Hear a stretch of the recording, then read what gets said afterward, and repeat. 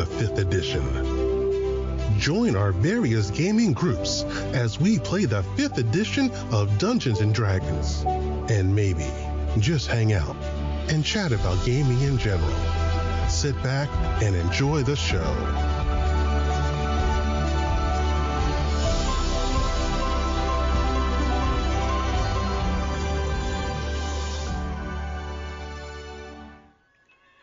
Hi, this is Kelly, aka Trixie from Ragnarok and Roll, a Scion to Ragnarok story, and Tilda Wimblewick from D&D Journey of the 5th Edition. First off, I would just like to say thank you to everyone for listening to our varied adventures, as well as for rating us on iTunes and RPGpodcast.com. If you haven't rated us yet, we would greatly appreciate it if you could. And if you're looking for more ways to support our efforts, we are now on Patreon, a great site where you can help us continue making more podcasts, as well as some special surprises for our patrons. If you can, please look us up at www.patreon.com/cppn. Every little bit helps. And again, thank you for listening. Hey guys, Jim here. And Kelly. It is August the 11th, which is, for hashtag RPGaDay2022, if you could live in a game setting, where would it be? Which one's the safest to live in? Well, that's not exactly, it's like, the trick part is like, each one has its own pluses and minuses. But I suppose if I had to pick one, Scion. Come on, you'd be the child of a god. This is true. You could have a god as your sire. You could have to deal with the Titan spawn. Of course, it depends. Are we talking 1st edition or 2nd edition? 1st edition. Okay, because in 2nd edition, apparently, there's a lot more than just Scions running around. That's one of the changes that they made. Yeah, I kind of like the original. True. So you have that old Hercules, Percy Jackson feel where it's, you guys are the special snowflakes, And it's you versus the Titan spawn, which I was a fan of, even though totally of Scion on Scion action because, well, the gods are stupid and screw with each other constantly because that's totally a thing. Yeah, and not all Scions side with their parent. It's true. Mommy and daddy issues make for good drama. Mm-hmm. All the drama. When you're playing an RPG, that's the one thing as a player you can inject is the drama. Mm-hmm. So, do not be afraid to be very dramatic with things.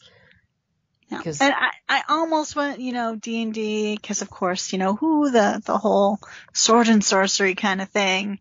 But I think Scion would be my choice. Scion would be a good one. Mm-hmm. I mean, because then not only would I, the food's better. Come on, you can get sushi one night, burgers another night, but it's like, whereas not so much in a D&D setting. You have the more, It's all iron rations.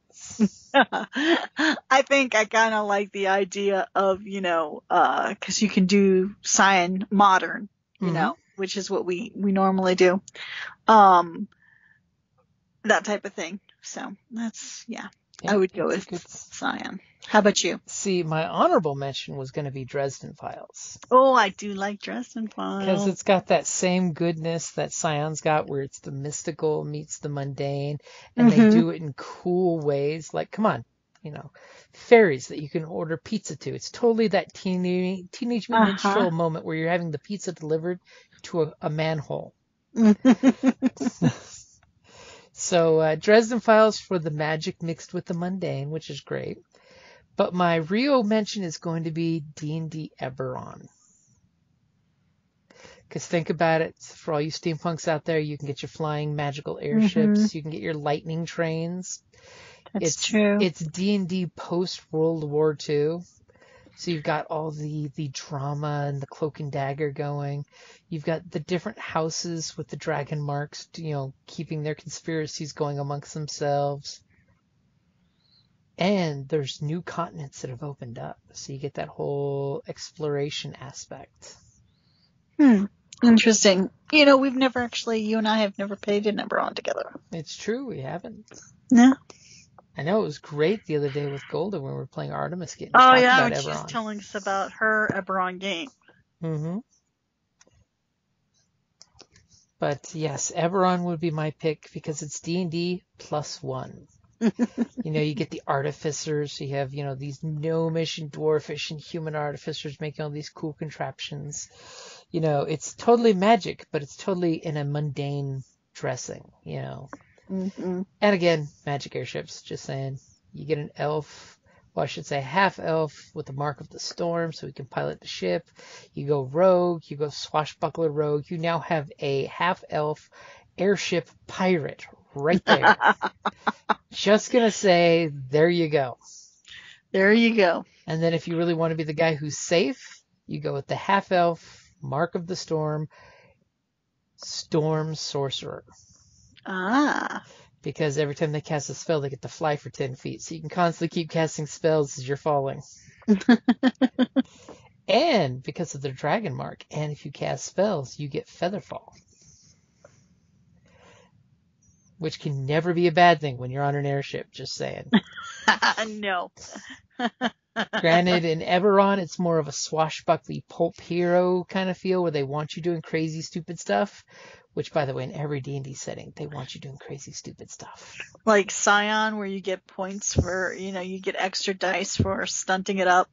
Yep, that is one thing that I loved with Scion, was the 1 to 3 bonus dice depending on how batshit crazy your action is. And sadly, in 2nd edition, they took that one away. They made stunts as an afterthought. You roll well, and then you add stunts. I miss we do batshit crazy stuff. And apparently, one of the feedbacks was everyone was doing batshit crazy stuff. And I said, I know, isn't that great? Yeah, but the beauty is you can pick. Yep. You can totally pick. You can say, okay, we're playing this game. Do we want to use old school rule on this part or no? Because I know you like the what is it, the turn wheel, the battle wheel combat, the battle initiative. Wheel, yeah, the battle wheel was a great way of putting initiative out there because players can totally see it. It's funny how in some Genesis settings they've made a similar battle wheel. Even though you roll successes, you use the battle wheel to keep track of stuff, which I thought was cool. Yeah. Because the battle wheel is fun. Sadly, there's fewer and fewer places you can download and print the battle wheels. Yeah, but you made your own, though. Mm-hmm. Yep. Sadly, I recently, when I was going through the old favorites file, found out quite a few Scion websites have gone down. Oh. I blame it on all the websites changing to new sites. Mm. And Windows saying that your site is not legit. So here we go, living in modern, urban, supernatural, godliness, or piratey, swashbuckly D&D with animatronics. Oh my god, now I'm totally thinking somewhere there is a rock gnome artificer who his dungeon is the Small World ride. It's a small world after all. There is just one moon and a golden sun, and a smile means friendship for everyone. That was apparently my dad's favorite ride at Disneyland. I don't know. And sadly for the players, there's probably a reduced self spell at the end, so you're all gnome size when you get to the end. I kind of like that idea. That's in the kind of kingdom funny. of the tiny, the small races are king. Alrighty, guys, that is our 11th day for #RPGaDay2022. Have a good night, guys. Okie dokie. Are you going to bed or are we doing tomorrow's? Well, we have a game tomorrow, right? Uh-huh. Well, I'll just come to the bedroom because, theoretically we're going to be on the computer anyways. Okay, and we'll see if the boys want to join in. Yeah, and I am technically Off tomorrow? no. Oh, I was I'm off hopeful. Monday. I took Monday off. But no, I'm caught up. I'm right where I need to be. Good. I'm no longer horribly behind.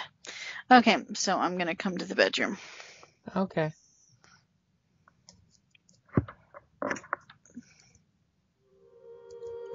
Thank you for listening to D&D Journey of the 5th Edition, a member of the Creative Play and Podcast Network.